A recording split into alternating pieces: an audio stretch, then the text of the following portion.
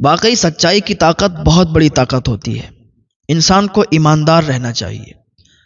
انسان کتنا بھی غریب ہو لیکن ایماندار اگر ہے تو اللہ رب العزت کے فضل و کرم سے ایک دن وہ ایسا بنے گا کہ لوگ اس کی مثالیں پیش کریں گے۔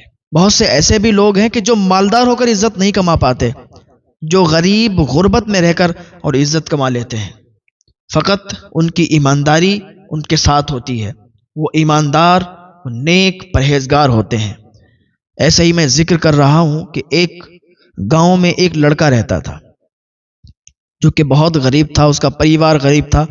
کسی طریقے سے وہ کچھ چند پیسے کماتا تھا اور گھر والوں کو کھانا وغیرہ لا کے دیا کرتا تھا، اپنا گھر یوں ہی چلاتا تھا، لیکن ایماندار بہت تھا۔ ایمانداری اس کی رگ رگ میں بھری ہوئی تھی۔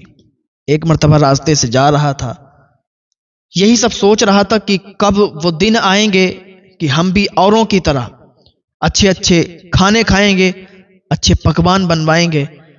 کون سا وہ دن آئے گا، کون سا وہ ٹائم آئے گا کہ ہم بھی لوگوں کی طرح اچھے پہناوے پہنیں گے، اچھے کپڑے پہنیں گے۔ تو راستے سے جا رہا تھا تو یہی سب سوچ رہا تھا، کیا دیکھتا ہے، اس کے پیر سے کسی چیز کو ٹھوکر لگی۔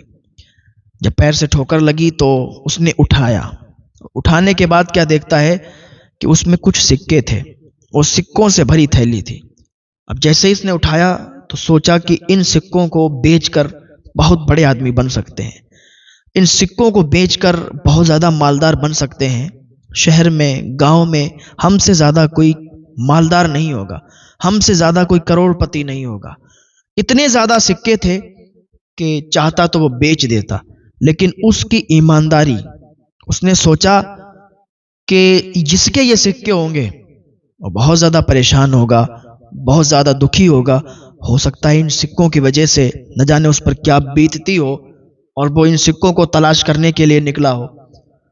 اگر ہمارے سماج اور ہمارے معاشرے میں بھی ایسے لوگ ہو جائیں کہ جو اتنے ایماندار ہوں تو پھر ہمارا معاشرہ بھی سدھرتا ہوا نظر آئے گا، معاشرے کی ساری برائیاں ختم ہو جائیں گی اور ساری اچھائیاں نظر آئیں گی۔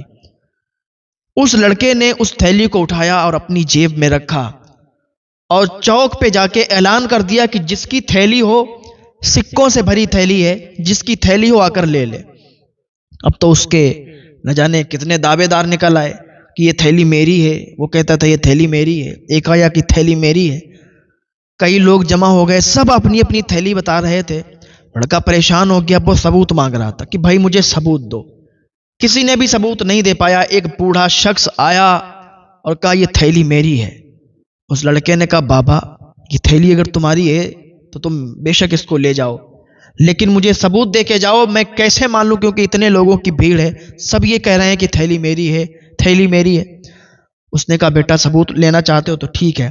اس نے ثبوت دیا، اس بوڑھے شخص نے، اس بوڑھے انسان نے ثبوت دیا تو واقعی اس سے یہ پتا چلا کہ اس کی تھیلی تھی، تو اس نے تھیلی اس کو لوٹا دی۔ بوڑھے شخص نے جیسے ہی تھیلی لی، اس میں جب پیسے دیکھے، سکے دیکھے تو واقعی اتنے تھے۔